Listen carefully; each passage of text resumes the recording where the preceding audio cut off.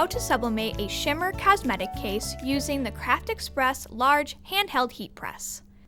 Start by plugging in your press. Then, hold your finger on the large circle button on the touch screen of your press. This will turn your press on. To change the temperature, hold your finger on the gear symbol and then use the plus and minus signs to increase and decrease your temperature. We are setting our press to 385 degrees Fahrenheit.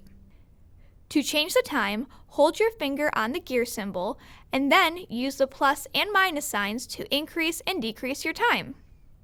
We are setting our press to 45 seconds. Place a foam kit just below your zipper to avoid having an uneven transfer.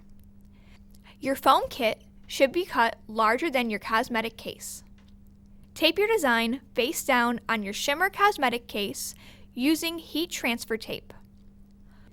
Once you're ready to press, take the press out of its holder, place it on your item, and then click the big button on the top of the press.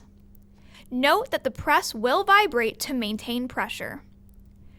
Remove your press, place it in its holder, and quickly remove your paper to reveal your finished product.